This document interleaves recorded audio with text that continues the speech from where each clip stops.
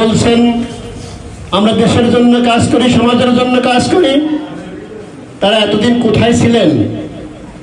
গোলাম পরোয়ার তো আমাদের থেকে পালাই নেই।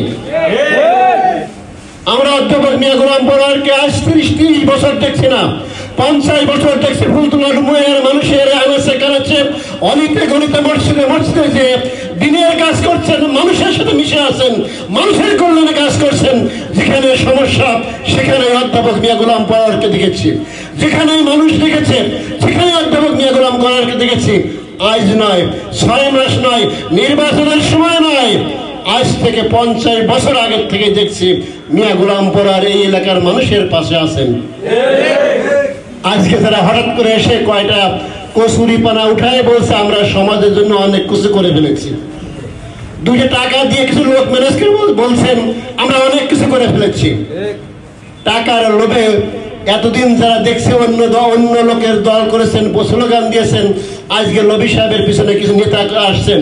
আমার বিশ্বাস এটা টাকার লোভে কিছু লোক আসলো, কিছু নেতা আসলো, কর্মী এবং ভোটাররা কিন্তু লবি সাহেবের পিছনে আসবে না ইনশাআল্লাহ।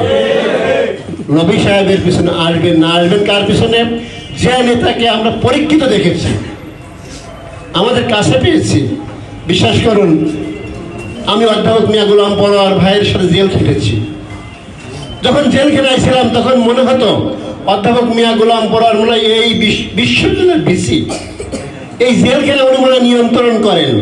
সকল মানুষকে যেন কিভাবে কোরআনের ছায়াতলে আবদ্ধ করা যায়, ইসলামের পতাকা তলে আনা যায়, কার কি সমস্যা আছে সকল সমস্যা দূর করে তাদেরকে কাছে টেনে বুকে টেনে এনে তাদের সমস্যা সমাধানের চেষ্টা করেছেন। আমি যখন জেলখানার বাইরে এসেছি দেখেছি অধ্যাপক মিয়া গোলাম পরোয়ার জনগণের নেতা, সাধারণ মানুষের নেতা, সাধারণ মানুষের ভাই, সাধারণ মানুষের বন্ধু। আমরা তাই তাকে নিয়ে গর্ব করি। অধ্যাপক মিয়া গোলাম পরোয়ারের নামে এই পর্যন্ত কোনো অনিয়ম, দুর্নীতি, স্বজনপ্রীতি শোনা গেছে?